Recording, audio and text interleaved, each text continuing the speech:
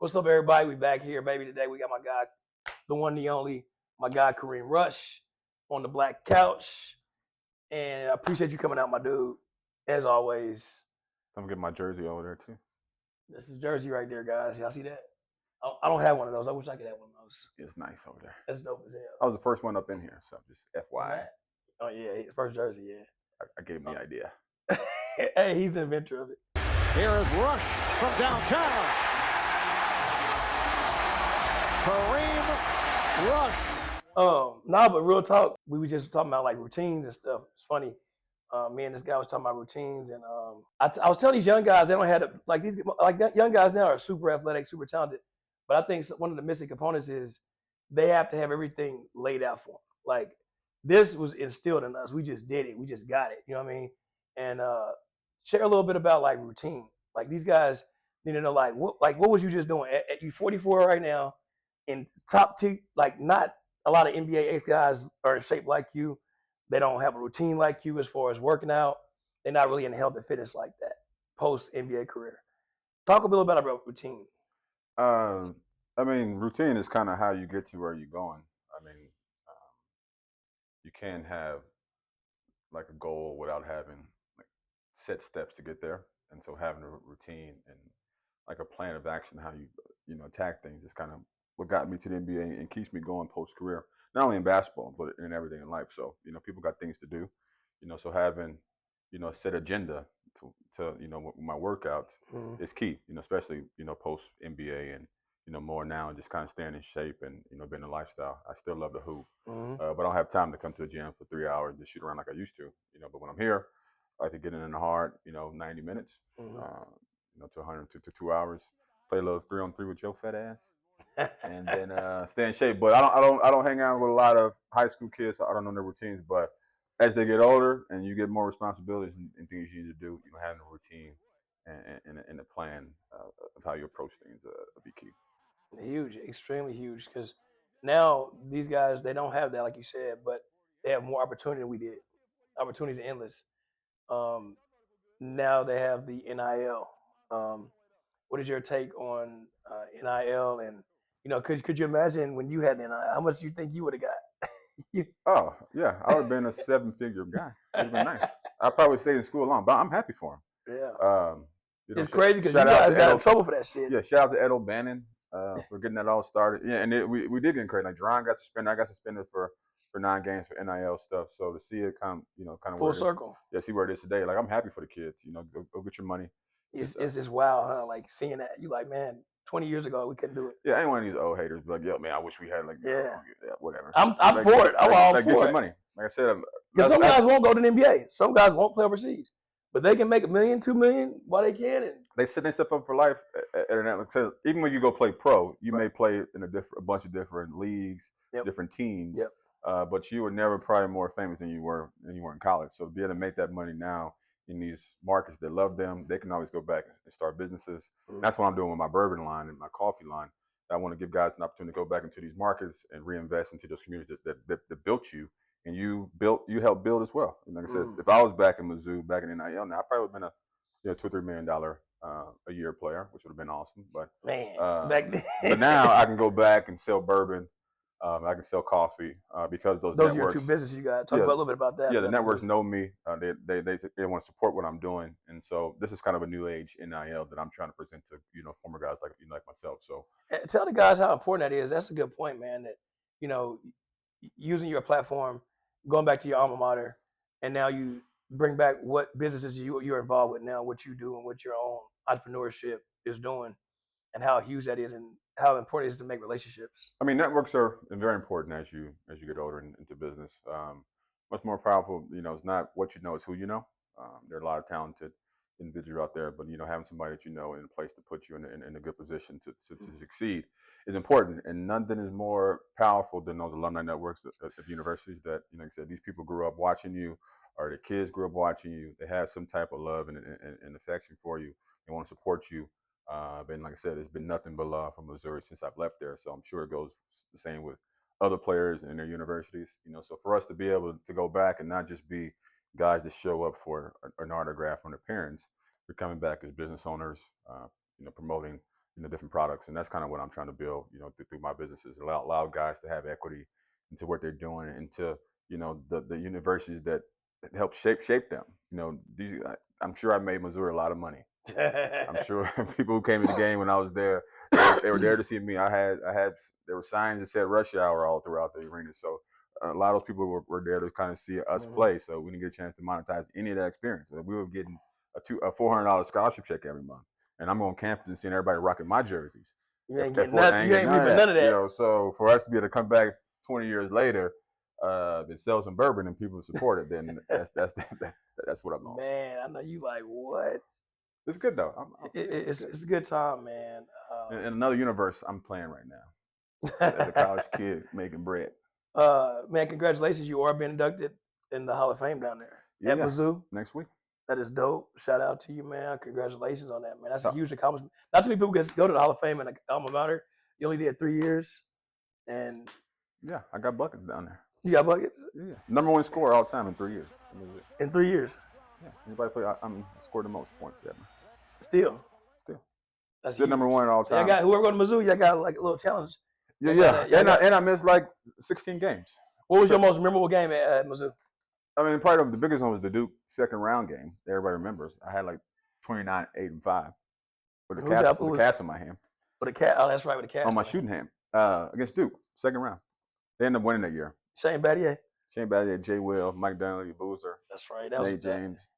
Gave them boys 38 and 5 with a cast in my hand. That's very talented to do, man. Sheesh. Yeah, so I should have came out to my sophomore year. Why'd you go back? I don't know. I wanted to be player of the year. So kind of got you. That's fine. Then when you got to the league, of course you got to play with the great Kobe Bryant and Shaq, big man, and Carl and Gary. What was greats. Everybody has a story. Give me a Kobe story. No specific. I mean, Kobe was still young at the time, so he was still kind of chasing, Jordan, and he wasn't like the Yoda. Towards the tail end of his career, he was still kind of focused in on how do you get out of being under Shaq's, not under his shadow, but Shaq won the 3 MVPs, so Kobe was like an alpha dog. So he was trying to figure out what his path was with or without Shaq. So, but from just a player pro standpoint, to kind of see how he approached the game and approached his business was, the Mamba mentality. So I got a chance to see it early on.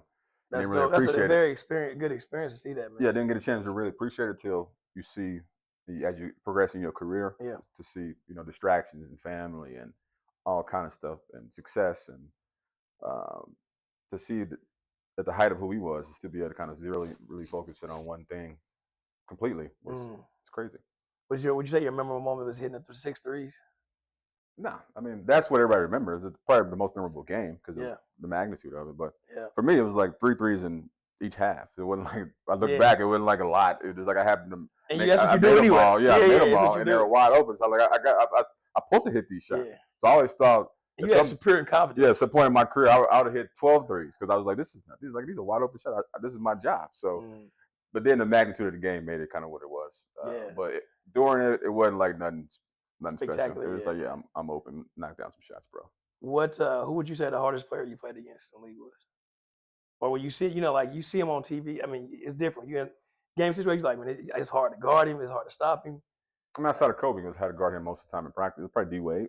D-Wade was tough. Young D-Wade, Flash. He was tough. Super tough. Super tough. Fast, explosive. I mean, back then, everything was called for him. He was, like you said, super athletic, super talented, like aggressive. Didn't settle for like jump shots, and he was always in attack mode. And so when you guard him, you always got to be ready because he can come to get the rebound, bring it down, pass it, cut, come back out for a side screen and roll. So you're constantly moving. And if you're not like a defensive specialist, I was a scorer in my mind.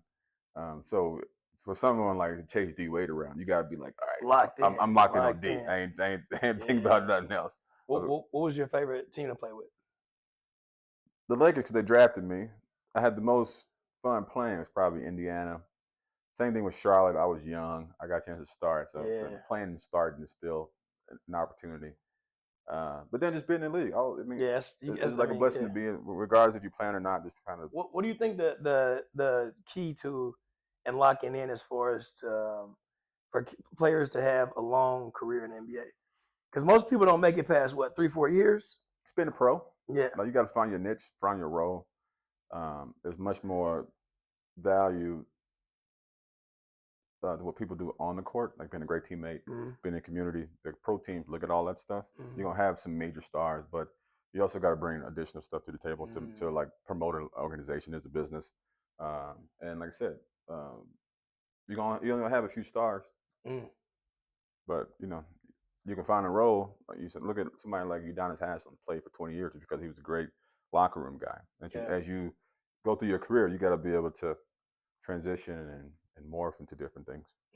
Be flexible. What is? I ask everybody, come on here. What is your why? Everybody has a why. What is Kareem's why? Like, it's subject to change. So what I do now? Why I do? I mean, I do.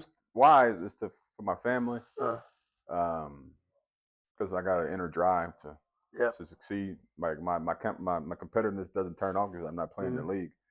I just found different avenues to kind of push that inner drive to succeed and accomplish things. I like that because a lot of kids and a lot of just people in general, I feel like we always have to know what our why is, and that keeps you in perspective. When you're young, we use basketball as a vehicle. For me, I use it for a vehicle to get college paid for. I wanted to play pro, ended up playing overseas, cool, but it was always the why. Okay, got to make money to help my family out. Boom. Got to, it keeps everything, like you said, in perspective, and gives you a target. Yeah, I mean, if you don't have a passion in life gets pretty boring, So it's a short ride, hopefully a little longer, in the advance of AI. Hope we live a couple hundred years here pretty soon. We need that. Other than that, man, staying hungry, staying passionate, showing my kids, what it is to keep going, to drive and be passionate about something. So I'll get. One last thing, leave the guys, college guys, other pro guys that was watching this, something that you would just some advice, because you've been there. You did 9 years in the league, 10 years, 7 years, bro. 7, and then overseas 1. Yeah. I mean, the only advice is keep working, work hard. Yep. There's no secret sauce to it. I mean, if you 6'9", if you bronze side, you got some inherent gifts. But if you're not huge, how long you think you can play, man? How long you think you got left? Probably another couple of years. As long as you want to play. Man, I hate when people bring him up like that. I'm like, bro, Bron got about. If he wanted to, he could play till he's 50. The dude is a God-given talent, God-given athletic ability. If you still physical attribute, you can do it. Why wouldn't you do it? Man, if I so I'm coming back. I can play next year. Yeah, I mean, I mean, hell no. Me, hell yeah. I dropped 30 pounds. I'm back out there. Throw me Abu Dhabi or Dubai. This is a cone. He's a cone over here. Hey, you put me up. If I see him here, he's a cone. This is easy. It's easy work. Hey, this dude last week, no buckets. Me? False. Me? You won 3 games. I ain't played in 10 months. Don't matter, bro. I ain't me neither. I ain't playing. And I've been at 2 months now? And I'm getting buckets. You own a gym. Don't matter. I train everybody else. I'm training everybody else. But you in the gym. I'm not focused on me. It's about everyone. But you physically touch a ball every day. Correct, but it's not about me. It's about showing people, not out here up and down like we've been doing. Up and down, now I'm giving out buckets. You probably get a couple shots up every day. No, I don't. I give out buckets. You should. Now I've been getting the buckets. You in the gym, bro. How can you not get a couple shots up every day? Bro, I just know you. Last week you was 10-3 against me. 10-3. That's good. I take that. Yeah, 3 wins, 10 wins. Then you should have said 3 and 10. Yeah, you 3, me 10. I'm just this is gonna continue. It was not 1-on-1. 3-on-3. You got the young boy. Yeah, I won. And 1-on-ones, I'm getting back in shape. What's the young boy's name? From Illinois? Ugly face Keaton. Yeah, he's nice. He can play. Super nice. So you had him. He gets buckets. You had him. So you was. Don't matter, bro. And I was hitting threes. Get out of here, bro. I'm hitting shots. You stacked your team. Weight's coming out. You stacked. Bro, you had a squad too. You stacked your team. Come on, it's all, whatever you got to do to win. You'll get there. You'll get there, bro. You'll get there. I'm almost back dunking. If this is Mortal Kombat, I'm still top of the list. Hell nah, bro. I'm Shao Kahn at the top.